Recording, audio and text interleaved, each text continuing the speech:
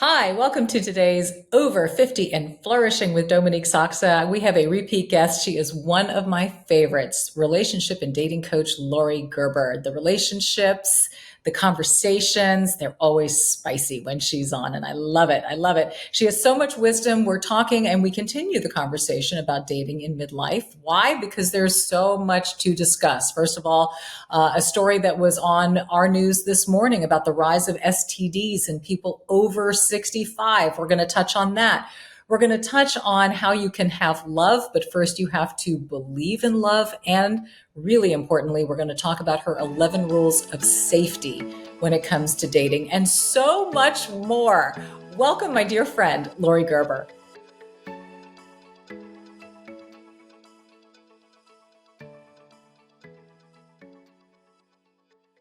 Big thanks to one of our sponsors, Lumi, today, so you can enjoy this content free of charge.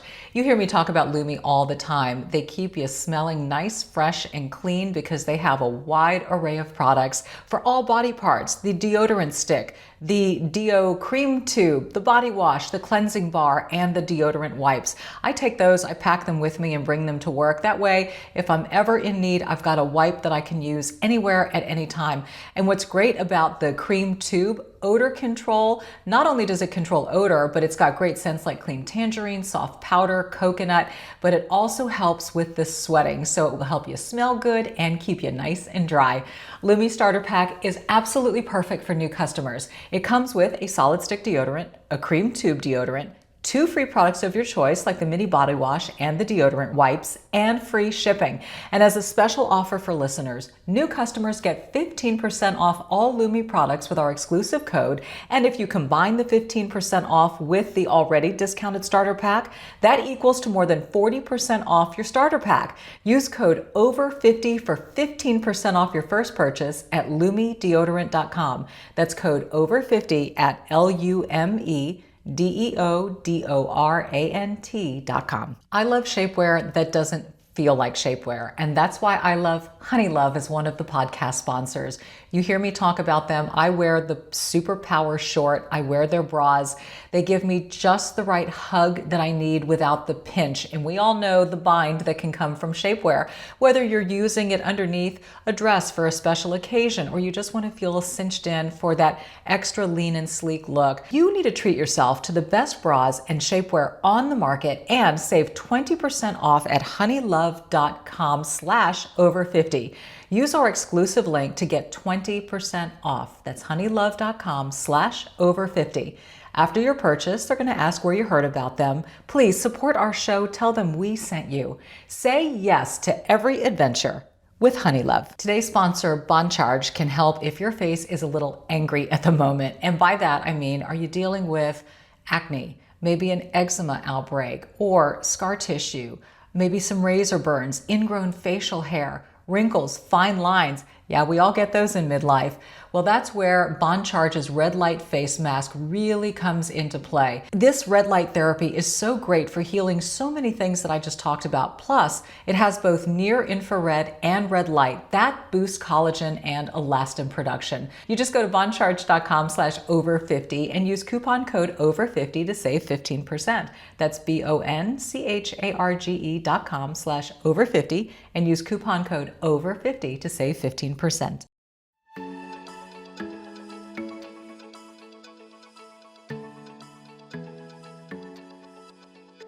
Hey, Laurie, it's always good to have you. You are one of my favorite guests, and I'm telling you, the conversations with you are always, I would say, not only enlightening, but hilarious. I love your perspective. Having you on today is perfect. You want to know why? Tell me, please. Guess what story was in our newscast this morning? Oh, would it be something about safety, perhaps? Safety and dating? Yeah, and not only safety and dating, but the rise in the number of STDs in the over 65 group. And so it's that epiphany of, more singles are out there. They're doing things. There are pills for things. There are creams for things. There are hormones for things. Suddenly we're back in the game. And what is it? We think that STDs are just for the younger generation. Who knew? Fluids are being exchanged, and therefore your medical history and your health are, once again, should be at the front of your mind. Isn't that wild though? I mean, it's like this whole conversation about menopause is relatively new to the scene. And when I say relatively new, I mean, we're talking the past 5, 10 years, but I mean, nobody really talks about protection and sex in an older demographic. And this is for real. I mean, people are getting diagnosed with some serious things. Yeah. Well, if you've been out of the game, if you've been out of the game for whatever reason, being in a bad marriage, not being in a relationship, it is easy to forget that that's a really healthy part of a healthy relationship. And hopefully when you get back into a healthy relationship, you will revive that area of your life no matter how old you are. And that means you do have to remember way back to when you weren't trying to procreate and you were trying not to catch anything. And if you're somebody who does have something, which a huge portion of our population does have something, and I want to really just say that because that's another taboo topic that nobody talks about, a huge population has something, is deeply ashamed of it, and it's enough to get them not even to date. And so we need to talk about how to protect yourself, how to be safe, how to limit your outbreaks, how to deal with it if you do have something, and all of those conversations that go kind of underground with just trying to pretend everything's good and, trying to win someone over. That shouldn't, part of dating should be a healthy conversation about sex, about health, and about all that stuff. Yeah, it requires a healthy dose of honesty, transparency, and vulnerability, to your point, because it's not something you want to bring up. And that's if you know you have something. There are a lot of people walking around who don't know that they have something. Which is how everyone gets it, by the way, right? Lest you still have a stigma idea of who has it and who doesn't. A huge percentage of people who have these medical conditions, STDs, we used to call them STDs in my day. Now I think we can use it again. They didn't get it on purpose. They didn't get it from promiscuity. They didn't get it from irresponsible behavior. They got it because people don't know they have it. And that's right. And we really need to remember that and try to destigmatize and try to take the taboo away so that everyone can find the person that's appropriate for them. Because some people don't mind what you have, and some people do really mind what you have, and we need to figure that out before we fall in love. Let's just say. Yeah, or some may have what you have, and you don't know until you have that conversation. Some have what you have. That's not even a maybe; it's a for sure. Yeah, and it would be great if you could find those people. And there are websites for that, by the way. But there are. There are. What do you mean? There are websites for people with STDs, dating sites. Are there really? There really are. Now you may not like them. Depends kind of on what you like and what you're into. Right. But for obvious reasons, I mean, people who have herpes are deeply ashamed. I mean, it is, first of all, it's so very common. And second of all, people still have such a stigma and such a shame about it. They don't talk about it. They don't want to bring it up on dates. If someone else brings it up, some people are I've just heard a story from a client that said the man freaked out, was so rude about it, didn't want to talk about it, didn't want to deal with her concerns. And she was going to give him a chance, but he was so defensive, she broke up with him on the spot about it. So it really is behind the scenes, right? Just like a lot of taboo topic. It's behind the scenes and it's everywhere. So of course, some go-getters, some empowered members of that community decided, let me take matters into my own hands. Let me make a safe space for us. And so there are safe spaces like that. And, that works for some people. Right. Well, it's so smart. And what a great opportunity, again, in the name of transparency and being able to vet that and sort of get past it. So it's not something that you're having to address on date 1, 2, 3, or, wherever, whenever that subject kind of comes up. Right. Interesting. Well, yeah, and just a friendly reminder that no matter the age, we all still need to see our gynecologist and not the obstetrician. Exactly. Right? Yeah. Interesting. Your health is everything. It's the foundation of everything. Yeah. Well, I just thought it was so fast. I mean, I knew, we were having this podcast coming up. We always talk about dating in midlife. We talk about types. We've talked about relationships in general. The last time we were together, we were talking about relationships with dads. So we go off in all these different tangents, but I thought just how funny, I'm having you on today. And that was one of the main stories in our show this morning, was just the prevalence of that. So I figured we would just kind of nip that in the bud and knock that out from the get-go. Exactly. But, hey, good to know. Again, conversations are being had. And there are certainly places for people to go. So that's nice to know as well. I wasn't aware of that. Yeah. So, okay, let's get into, some more dating topics in midlife. I think the last time we revisited, we were in this zone of sort of having your type, and it was so funny because we brought Courtney in. And granted, she's not in the midlife space, but you know what? I don't care what age, where you are. Dating is dating, right? And we were laughing because Courtney has such a type. And I'm happy to say that tomorrow she's going out on a date with somebody who's totally not her type. So I'm really curious, to see how it goes. And I'm sure she is too. And I'm glad that she's decided to venture out of the type zone. Let's talk about that. Let's talk about the importance of sometimes letting go of what we think we need or is right for us. Well, first, let me just say the reason I even talk about type, and I talk about it a lot, it's one of the most popular ways that people get to me, is evaluating your type, determining your true type, changing your type if you want to change your type. It's because so many people suffer over having developed a type when they were 12, 13, 14, 15, and never questioning it and never wondering, is this a choice? Is this natural? Is this just something I'm stuck with? And I'm here to say it is not something you're stuck with. So if your type is awesome, like if your type is kind, generous, thoughtful, intellectually compatible, handsome, sexy to you, cool. Keep your type. Please keep your type. Right. But for a lot of you, the type is a bad boy. Basically, it boils down to a bad boy, someone who will break your heart, someone who's emotionally unavailable. And yeah. Courtney, are you listening? Making sure. Okay. Right. Someone she's behind the scenes. For me, I really liked anyone I couldn't attain. It was like that was my type because it gave me an ego boost to then conquest them. So it was like, okay, well, that was fun, but now I have to actually have a relationship with this person. This is not the best plan, Laurie. So we get stuck with a type or thinking we have a type, believing we have a type, and then ending up either 2 months, 6 months, or 20 years later going, maybe I didn't pick based on all my criteria, head, heart, and hoo-ha, right? My practical needs, my emotional needs, and my attraction needs. Most people don't pick based on all three because they don't think they can have all three. And that's literally my job, is convincing women they can have all three. And I don't mean a fantasy. I mean a real live human male.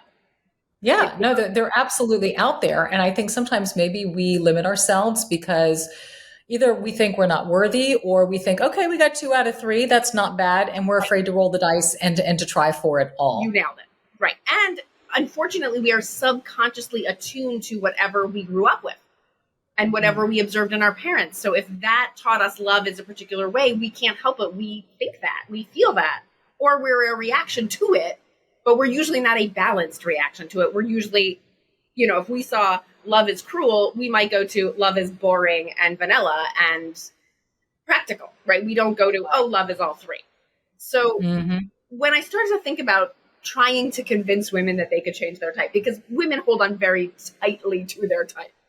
Right. They're like, no, this is like, I like steak or I like, sushi. Like this, I mean this. I likened it to actually my transformation with food, because I used to love and be addicted to sugar at every meal. I would eat a bagel or a muffin for breakfast. I would eat a sandwich with bread and dessert at lunch. I would eat carbs, pasta and cheese, which I was allergic to both of those, and dessert at night. And I wondered why I didn't feel good. I truly was mystified. I was like, what? I eat lentils. This is healthy. I couldn't figure out why I felt like crap, looked like crap, wasn't proud of myself, didn't have a lot of energy. I didn't connect it with the food. And when I hired the coach that taught me the method I teach. She took one look at my diet and she was like, you're addicted to sugar. You're in love with sugar, actually. You can't, your taste buds are messed up. You can't taste healthy food. You wouldn't know it if it hit you upside the head. And I need to rejigger you completely. You can't even talk about another area of your life until you talk about this with me. And I thought, oh my gosh, she's going to take away my best friend. She's going to take away my type of food. Right. I love that food. I can't possibly enjoy life without that food. I can't possibly think it's a meal without a carb or, bread, pasta, rice. And she goes, no, you'll trust me, right? Just do it my way for a little while. You can have unlimited fruits, vegetables, and protein. You can play with marinades. You can have a protein bar as a treat. She gave me some security blankets that I could deal with while I was phasing away from what I'm going to call an addiction. And that's what I say. If you're addicted to a bad boy, it's just like an addiction. You have to detox it to get a taste for something else. And I did, in fact, detox sugar. It was hard. I didn't like it, but I used my dream to inspire me. And suddenly I could taste healthy food. And it tasted good. Because if you prepare, I'm sure you know this, Dominique, if you prepare healthy food well, it's freaking delicious. It's what God made. You think God made a mistake with Brussels sprouts and beets and cabbage and herbs and spices? And I mean, it's not possible that it's a mistake that we should be eating those things. They're just so tasty and delicious if they're cooked simply and well. Okay, so I mean, what you're basically saying is we should be dating a good grilled chicken salad, and we need to get rid of the blueberry pie, even though it's fun and sweet and very tantalizing. You and I both know a sugar detox takes about 7 to 10 days. A male detox can take longer than that. So on the backside of this break, I want to talk about that. I want to talk about the process of detoxing the bad boys or the bad people or whatever from your life so that we can move forward and enjoy our fabulous seasoned grilled chicken salad when we come back right after this. Big thanks to one of our sponsors, Lumi, today, so you can enjoy this content free of charge. You hear me talk about Lumi all the time. They keep you smelling nice, fresh, and clean because they have a wide array of products for all body parts. The deodorant stick, the deo cream tube, the body wash, the cleansing bar, and the deodorant wipes. I take those, I pack them with me and bring them to work. That way, if I'm ever in need, I've got a wipe that I can use anywhere at any time. And what's great about the cream tube, odor control, not only does it control odor, but it's got great scents like clean tangerine, soft powder, coconut, but it also helps with the sweating. So it will help you smell good and keep you nice and dry. Lumi Starter Pack is absolutely perfect for new customers. It comes with a solid stick deodorant, a cream tube deodorant, 2 free products of your choice like the mini body wash and the deodorant wipes, and free shipping. And as a special offer for listeners, new customers get 15% off all Lumi products with our exclusive code. And if you combine the 15% off with the already discounted starter pack, that equals to more than 40% off your starter pack. Use code OVER50 for 15% off your first purchase at lumideodorant.com. That's code OVER50 at LUMEDEODORANT.com. I love shapewear that doesn't feel like shapewear, and that's why I love Honey Love as one of the podcast sponsors. You hear me talk about them. I wear the Superpower short. I wear their bras. They give me just the right hug that I need without the pinch, and we all know the bind that can come from shapewear. Whether you're using it underneath a dress for a special occasion or you just want to feel cinched in for that extra lean and sleek look, go no further than Honey Love. But it doesn't stop there. Hey, they've got great bodysuits, bras, tanks, leggings, you name it. You really need to check them out. You need to treat yourself to the best bras and shapewear on the market and save 20% off at honeylove.com/over50. Use our exclusive link to get 20% off. That's honeylove.com/over50. After your purchase, they're going to ask where you heard about them. Please support our show. Tell them we sent you. Say yes to every adventure with Honey Love. Okay, so Laurie, before the break, we essentially equated relationships to either sugar or a healthy meal. And that or as you said, the bad boy is like being addicted to sugar, and the healthy relationship is like a good, seasoned, well-prepared healthy meal. So I was sort of teasing with you. It's like, all right, we know how hard it is to get over sugar, but it only takes about 7 to 10 days. For a lot of women, it takes a long time getting over those, quote, bad choices and those repetitive behaviors. So in a relationship sense, how do you move to the healthier approach? First, you have to convince yourself that you want to and you can, right? That was my process with sugar too. It took me a long time also until the 10 days I finally decided to do it. So I think that decision, that choice, and the reason I'm making the food analogy is because I want each person to think of a time they quit something, of a time they changed something. It might not be food. You might still be eating unhealthfully. Maybe you always ate healthfully, but maybe you quit wearing high heels, or maybe you quit, trying to make your dad change, or maybe you quit, a a sedentary lifestyle, or maybe you quit a job that didn't work for you, but you got the gumption and you got the belief in yourself to say, this isn't me anymore. I have changed. And so now I deserve and want something different. So first, I just think you have to get that you can, that people do it every day, that you've done it before, and now you want to. And then I take you into the assessment of the 3 H's, because what you need for your head, heart, and hoo-ha is not the same as what I need for my head, heart, and hoo-ha. There are some nuances and differences, and most people never sit down and think about it. They never write it down. They never test it to be sure. And they don't really, I find most people come up with a shallow list at first. Like, I need tall, or I need rich, or I need successful in this or that way, rather than go, how do I want to feel? What kind of communication do I want? Right. Those kinds of things end up being what's important. What happens if somebody starts building that list? How do you help them move through that? I mean, what if the list really isn't what it's all about? How do you help people say, you know what you're focusing on isn't what's really going to fill your heart. So let's think about the other things. How do you get people to move past it? It's so simple. So first of all, I give an example. I give a long list. You can choose among these 20 things. What are your top 5? So it's very easy to go, oh, I really care about location. Oh, I really care about sense of humor. Oh, I really care about music. Oh, I really care about fitness. Oh, I really care about swagger, or confidence. So that's the first cut. And then I drill down on each one by one, and I go, why do you care about that? Why do you care about that? Why do you care about that? So sometimes they'll write something like, has to be obsessed with the arts or something like that. Or, like wants to travel the world, or something that describes them, but is not actually what they require in a partner. Or they say something like financially successful, which is vague and also not exactly the truth about what they want. They want to feel a certain way. They want to have a certain pressure relieved off of them, but it's not the same thing as saying financially successful, which men hate that women put that at the top of their list. They would way prefer you say, I want to maintain this lifestyle easily. Well, and a lot of women would be appalled if a man said, I want a woman who's financially successful. Exactly. So, I mean, it's a double standard, honestly. I mean, it truly, I've never seen something so fair, how much men care about superficial things and women care about superficial things, and each one thinks the other one's superficial, which is okay, we're all superficial. Now let's move on from that. Let's evolve. Let's actually ask ourselves, when a man says, I want a blonde, or I want thin, or I want young, what he's saying is, I want vibrancy. I want excitement. I want novelty. I want to be adored. Sexuality. That's what he's saying. He just thinks that's the proxy for that.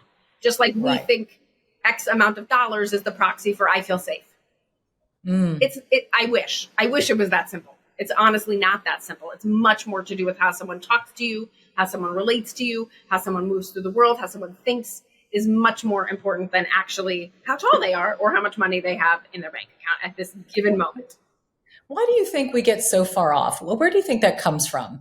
That sometimes we're so far off in what we think matters versus what really matters. Where do you think that divide is taking place? Especially if you're over 50, you literally grew up either in the era or at the end of the era where marriage was a legal partnership so you could have a baby. In fact, I guess for those of us around 50, there was just starting to be it's about love. But it was still we observed our mothers, and certainly our mothers' mothers, marrying so they could have a family, so they could be financially, taken care of. But still, even our mothers, for sure, married for those reasons. And that's why there's so much divorce, right? People didn't marry for love. They married for good enough, 2 out of the 3 H's, and I want my kids. And then now their kids are grown and they're like, maybe this isn't the be all end all of everything. And for those lucky people who, chose a true sweetheart and kept it going and did the work, bravo, but it's the minority. And so I think we have not yet evolved a new set of criteria for marriage. And the next generation looks like it's just going to skip it altogether. It's just like, well, that looks stupid. Let's do polyamory. So, so we are, those of us over 50 are really in this weird betwixt and between stage where we still have those old values of monogamy, fidelity, make it last, make it work, sell out on something. And the new generation that's like, forget all of it. Let's just have fun. Let's just. Right. Or those who are trying to make it work in a totally different paradigm. That's true. But I mean, that goes off on a whole other podcast of, what does that mean for the younger generation and for the families and the children that are brought up in that mindset versus those of us that still cling to these more traditional values and still believe in marriage and still believe in, monogamy and all of that. I mean, that's a whole other it's going to be rabbit hole. It's going to be interesting. The grandchildren are surely going to educate the grandparents. I guess so. I don't know. The grandparents might have a thing or two for the grandchildren at that point. That goes without saying. The pendulum tends to swing in culture, right? Like we don't tend to be very good at just finding a middle ground. And the middle ground I'm teaching is the 3 H's, right? It's not to settle, and it's also not to go off the rails and give up all sense of, because I don't think that's what most people want. I think most people actually do want the security of monogamy, and that's men and women. I actually think that's just somewhat our nature. I think it's how we're wired, honestly. That's my opinion, but at least that's what I know in myself. Argue either way, and they're good rules for both camps. But whichever camp, you still have to look at the head, the heart, and the hoo-ha. Be honest about it, and start to ask yourself, why do I care? Why do I care? Till you have a good, crisp list, and then you can start hunting based on that list. And the more experience you get hunting based on that list, the more your type will, just like for me, it took me 2-3 weeks of trying different recipes and eating different healthy foods for me to say, and losing the taste for sugar for me to go, oh, roasted vegetables are sweet. Huh. Right. Sweet. Fruit is really delicious when you can actually taste it. So it's the same exact thing in dating. The more you practice the healthy diet in dating, the more you get a taste for it, the more you become familiar. Because remember, you spent your last 40, 50 years getting familiar with empty calories, crappy meals.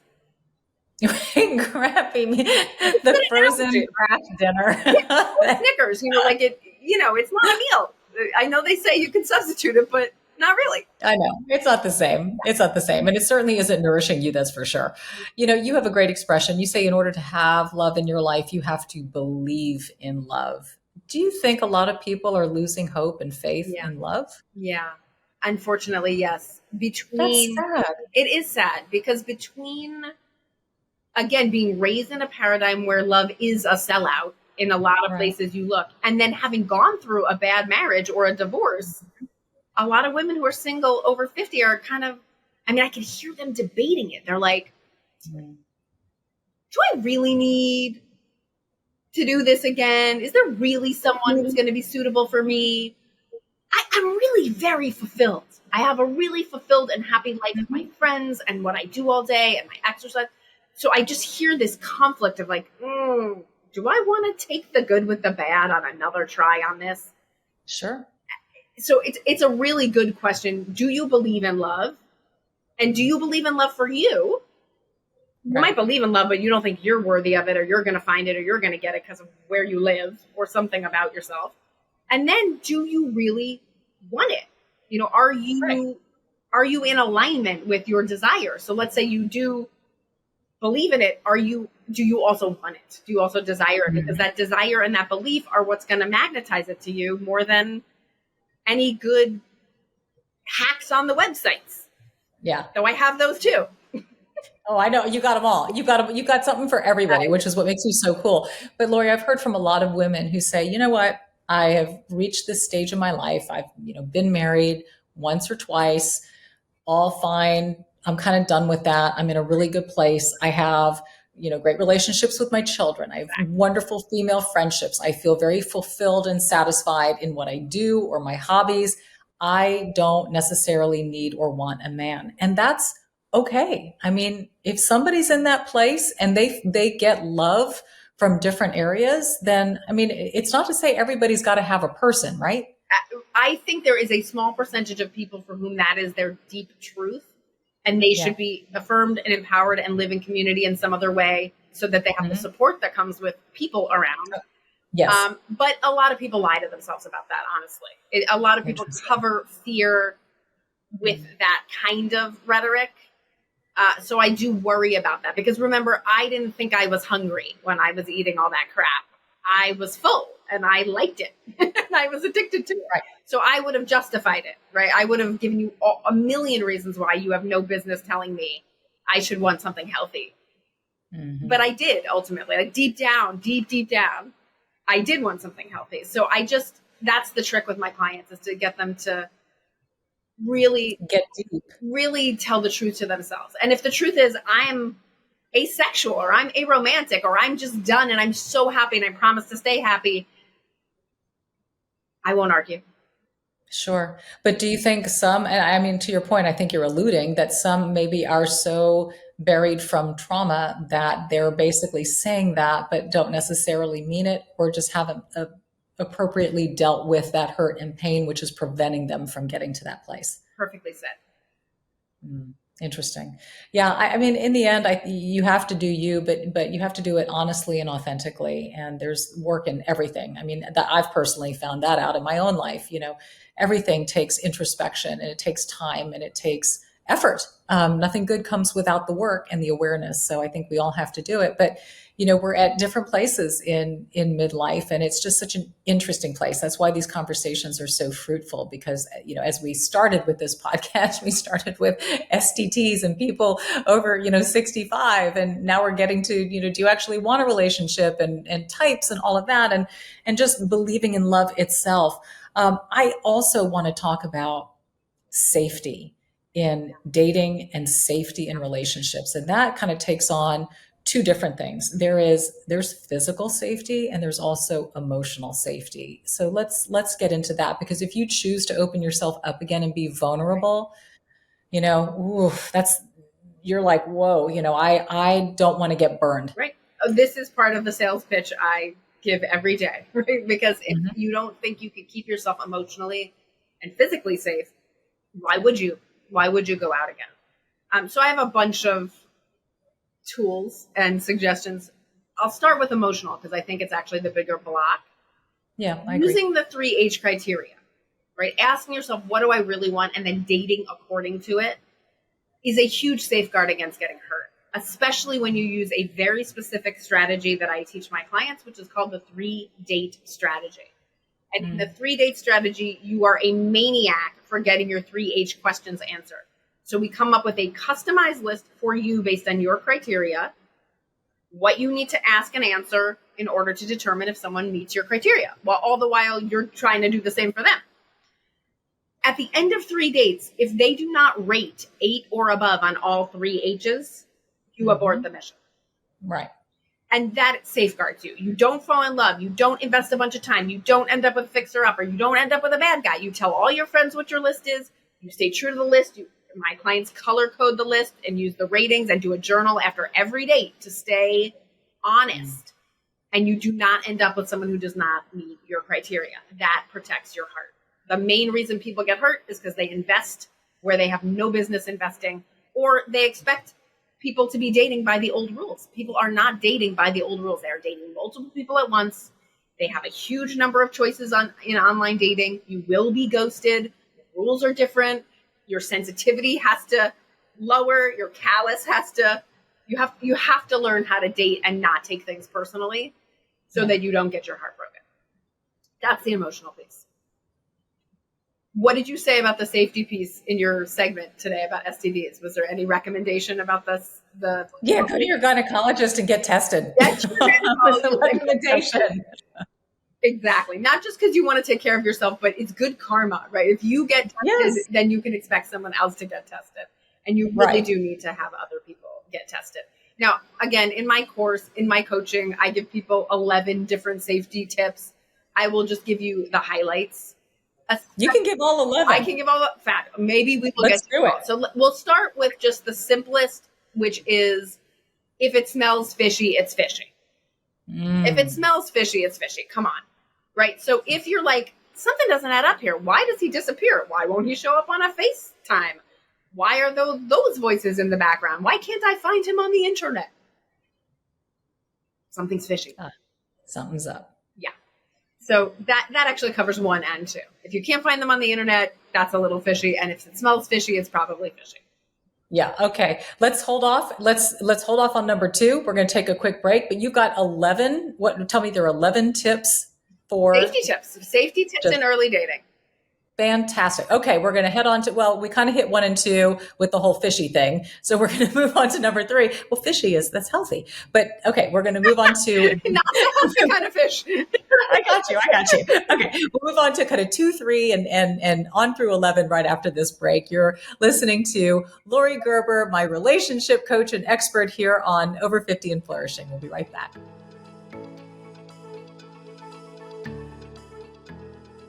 Today's sponsor, Bond Charge, can help if your face is a little angry at the moment. And by that, I mean, are you dealing with acne, maybe an eczema outbreak, or scar tissue, maybe some razor burns, ingrown facial hair, wrinkles, fine lines? Yeah, we all get those in midlife. Well, that's where Bond Charge's red light face mask really comes into play. This red light therapy is so great for healing so many things that I just talked about. Plus, it has both near infrared and red light. That boosts collagen and elastin production. Bond Charge, great company. They've got a 1-year warranty, and I use mine in my house 10 minutes a day. So easy, just relaxing, or even doing some, little things around the house, like getting a drink out of the fridge or boiling some eggs, you name it. It's so easy. You just go to bondcharge.com/over50 and use coupon code over50 to save 15%. That's BONCHARGE.com/over50 and use coupon code over50 to save 15%. Okay, welcome back to Dating in Midlife. You're listening to Laurie Gerber, a relationship and expert, relationship really and dating coach, right? Yeah. Best thing to call her. Yeah. You've been on multiple times. We've had so many conversations about dating in general. And, it's amazing because even though we've had a lot of conversations, the things that we're talking about this go round, we've never talked about. I think there are so many layers to this cake that I kind of want to get to them all, even though I'm supposed to give up sugar, according to you. And I really already have. And what's so funny is that we just talked about number 1 and 2 of the safety. You've got 11 safety tips. And number 1 or 2 was like, if it stinks, it's fishy. So we've got, if he's like, people in the background and you're hearing noises, or you can't find them online, or, if something's up and your sort of intuition is saying, this is off, it's probably off. Yeah, trust your intuition, really. Yeah. Because I'm often trying to convince women, most men are great. Truly, most men are great. And there are scams online. There are scams online. There are robots online. There are fakers online. And there are players online. That's when you go to shop at the mall, you don't expect to like every dress you see. You don't. True. Okay. So it's okay that you're not going to like this subset. You got to get good at figuring out who they are and sidestepping them as quickly as possible. Just like on the rack, you're just discernment. Exactly. You're just moving through not it, and you're not taking personal offense to it, and you're not getting exhausted by it. Okay. But let me throw you a zinger. Okay. Because what if he presents, or she presents perfectly off the get-go, right? I mean, everything, head, heart, hoo-ha, it's all firing on all cylinders, right? Yeah. And it's like a month in, it's 2 months strong, 3 months strong, and then all of a sudden, fishy. Something is real fishy, and it stinks bad. But the problem is that you're invested, your heart's invested, your body's invested, you're emotionally invested, you're mentally invested, and now it takes on, now it's hard. What do you do then? Yeah. Okay. I have so much to say about that exact problem, because that is the problem, and that's how people get fatigued, and that's how people get disappointed, and that's how people want to give up. So first of all, you're dating based on 3 H's, and you're asking your questions in the first 3 dates. Okay. So this is not the normal way to date. Normally what people do in the first 3 dates is they put on their best show. They hide everything they don't want you to know, and they don't ask hard questions. They just focus on having a great time and having a great conversation. Right. I get that, but you're not going to you're not going to uncover what you need to uncover in 3 dates if you play it that way. I still want you to bring your sparkle. I still want you to have fun. I still want you to be entertaining. But if you don't mean business, you're not going to get the business done.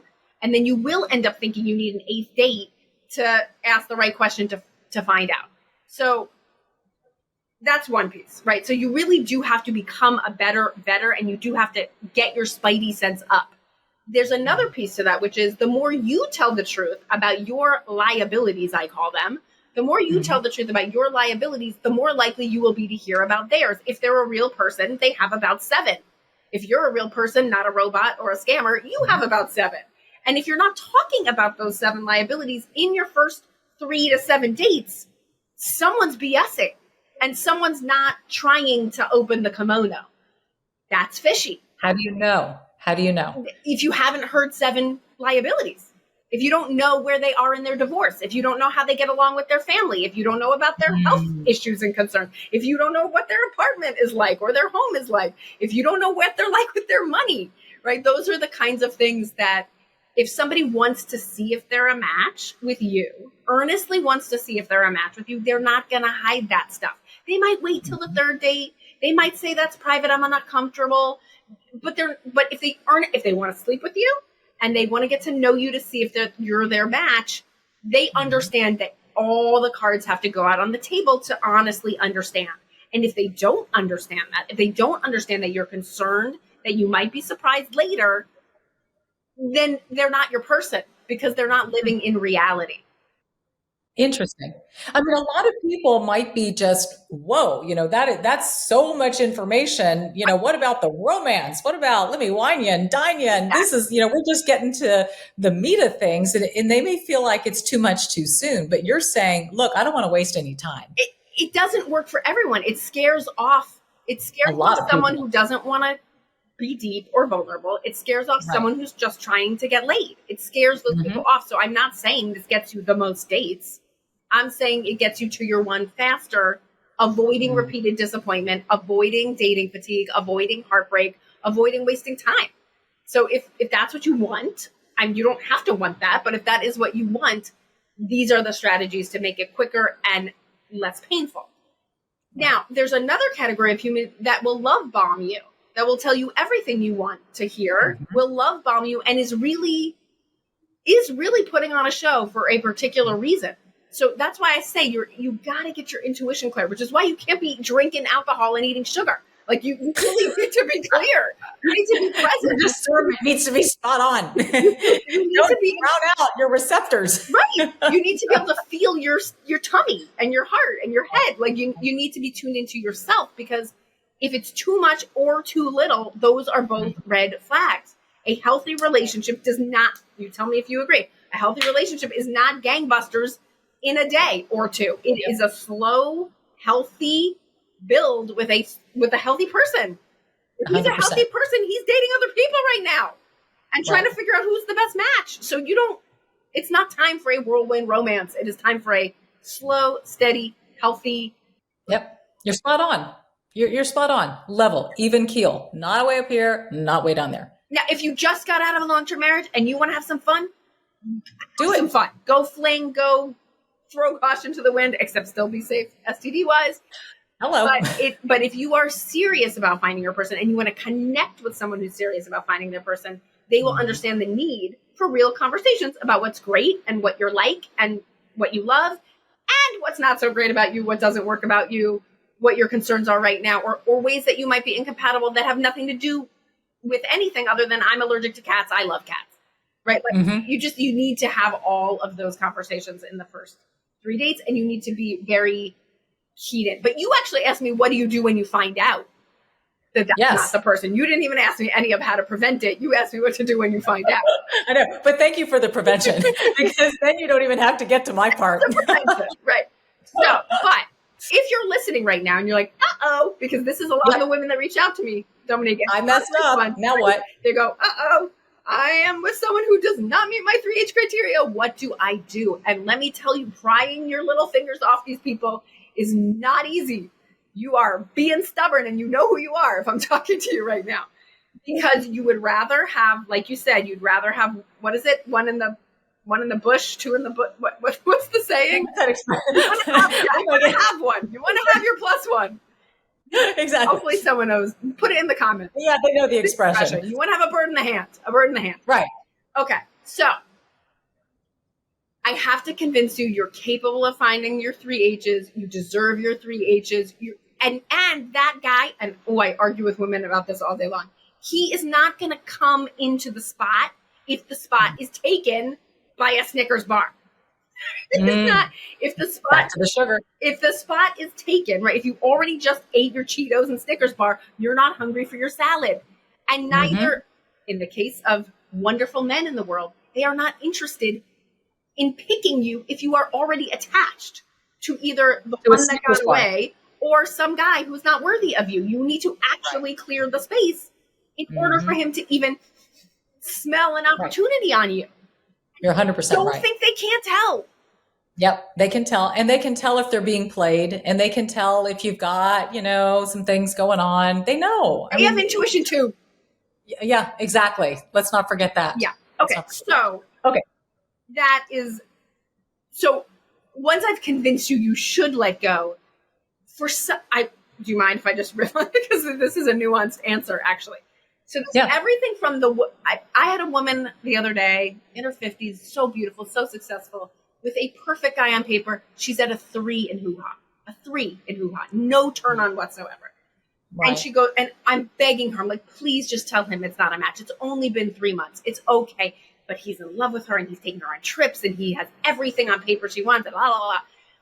And I'm begging her. And I finally get her to say she's going to break up with him. Next session, I changed my mind. I'm not breaking up with him. I couldn't do it. And maybe it's me. I'm like, okay, I'll listen.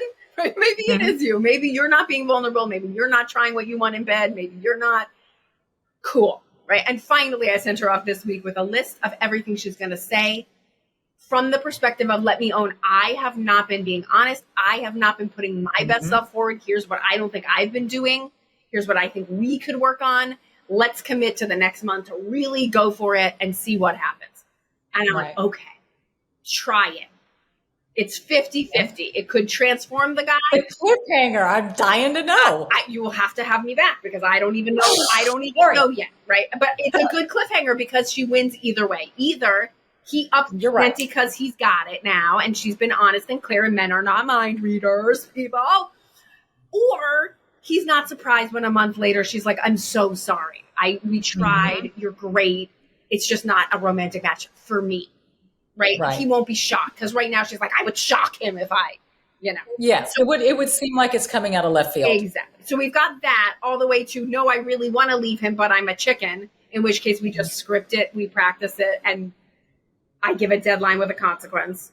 To, he's dangerous, I'm going to ghost and change my number. Right? Like, so there's the whole gamut. And depending on what your situation is, there's a different prescription.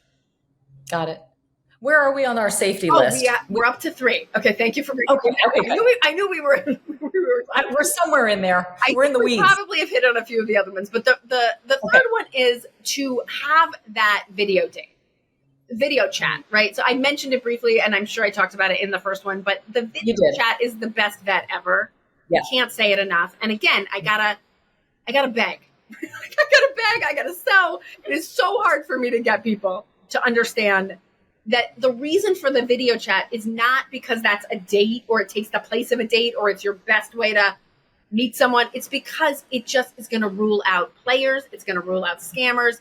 And it's going to just give you the basics on, do you have chemistry? And again, if the person likes how you look, they want to sleep with you, they want to explore if you're a match, they will happily agree to a 10-minute video chat. They should see if they have chemistry with you too. Just because men can have chemistry with more women than women can with men doesn't mean they don't care about it too. So I insist on that because it just rules out so many duds and makes it much more likely you're going to end up with somebody safe and well-meaning if you do go out on a physical date with them. Yeah, I'm with you. And I think you can discern a lot in a video chat. I mean, you can tell a lot about chemistry and character and interaction and how you play off of each other. And I mean, you could save yourself a lot of time and money and safety, by the way, because you don't know this person. Exactly. Yeah. That leads to number 5, very simple. Don't give your personal information out. Right. And again, if you're new and you've never been online, you may not understand or know yet why you have a screen name and why you have a video chat enabled within the app of the dating site. And it's because you don't want to give your phone number, your address, your real name to someone you don't know yet. You want to get to know them first. And again, if this is number 11, if they don't get your safety concerns, they're not your person. If they think you're overreacting, or they don't understand what it's like to be a woman, or they don't, whatever, or they don't understand how much there are bad guys out there, then they're not your person. They're not in reality with you. And that's okay. If they don't get it, they don't get it. You dodged a bullet. They just saved you time. Okay. Yeah. But anyone who is aware of what online dating is like, is aware of what's possible, can respect that you don't want to give out your personal information until you know the person better and trust the person more and find them on the internet and get a sense of who they are so you have some leverage if things don't go well. As planned. And that only applies to online dating. I mean, obviously, if you meet somebody in person, you've got to exchange telephone numbers or some way to communicate. Yes. Although you can use a Google voicemail, you can use an app. Depending on your level of comfort, there are many ways now to protect your personal information from getting out to strangers. And that's true. I guess I'm your right to use them. Yeah. No, that makes sense. To your safety and your comfort level, to each his. Right. Okay. Should we keep going? Yes. 6. There is such a thing as a background check. Again, wow. Not everybody, again, if you've never been on the dating sites, you've been out of the market for 20 years, maybe you are a woman who has a lot of money. Maybe you're a woman who has a title, who has fame, who has certain things that they would really like to feel more comfortable about vis-a-vis who they're with. You can do a simple, inexpensive background check and learn more about a person than they would readily share with you on the first 3 dates. Right. Just putting it out there. Some of my clients really appreciate that, having that ability. Not for everybody, just so you know. Number 7, tell someone where you're going to be. I know I sound like someone's mother. No, but it's true. It's so true. And you know what? Sometimes you need to sound like somebody's mother. Why? Because you care. And I am. So I am somebody's mother, and I also feel like everybody's mother who's dating. And I wish I could go with you on every date. But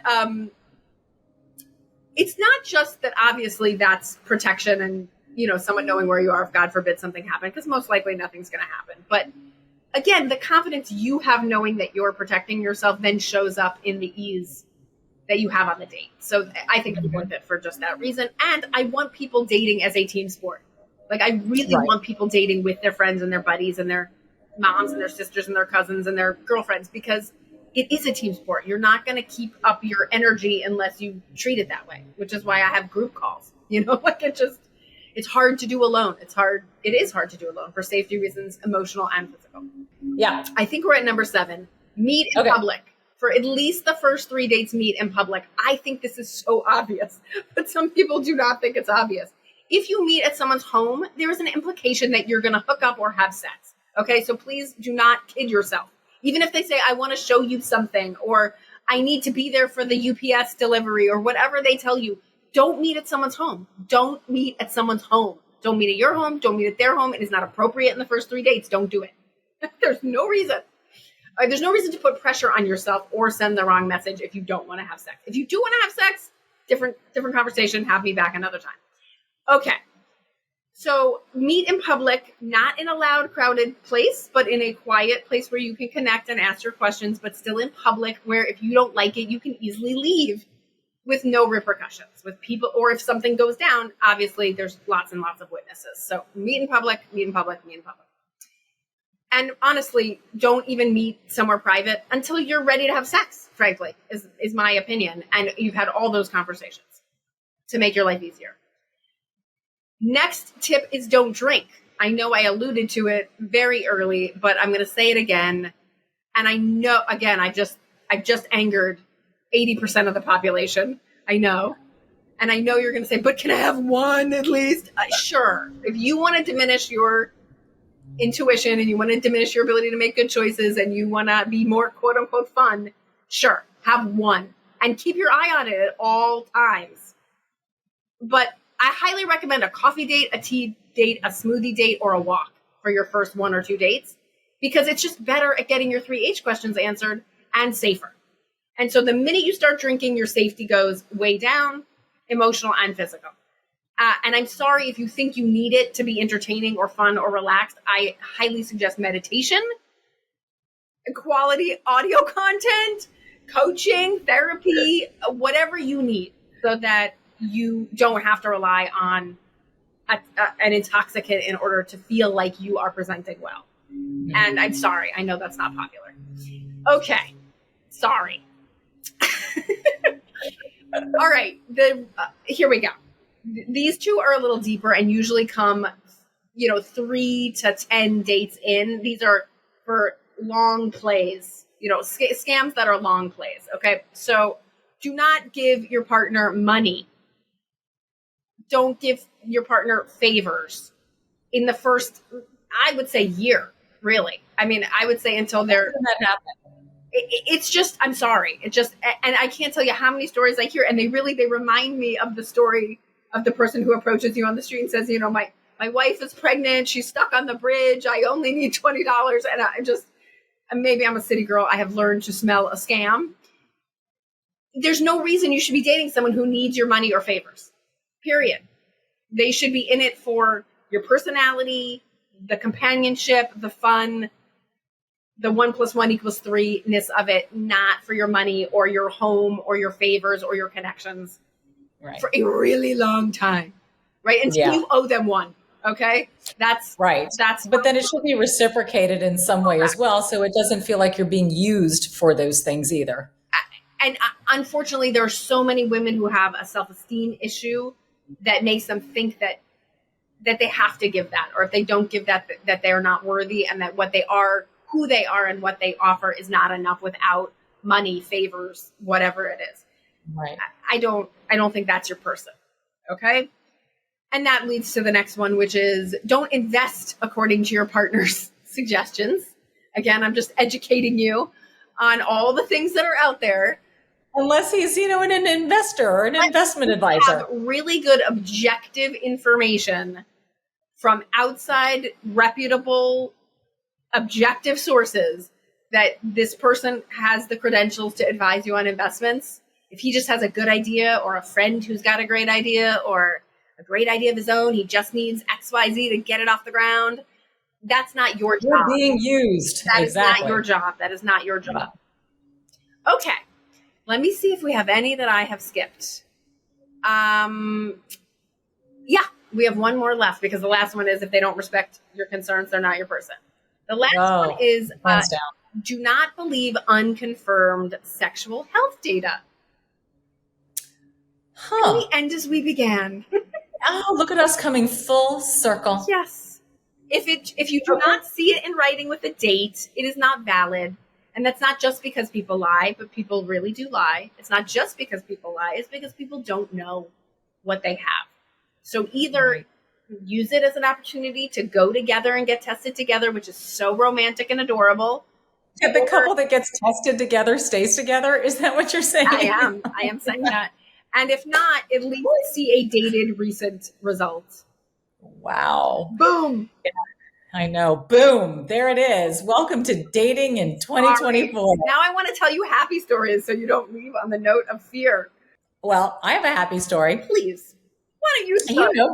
You know my story. You know my story. I mean, you follow me, so you know that I came out and announced that I got married. And for me, it was just the most incredible blessing and joyful experience, because this is somebody that I've known since I'm in my 20s. So it's an old friend who came back into my life, which, sometimes is the most beautiful because there's history.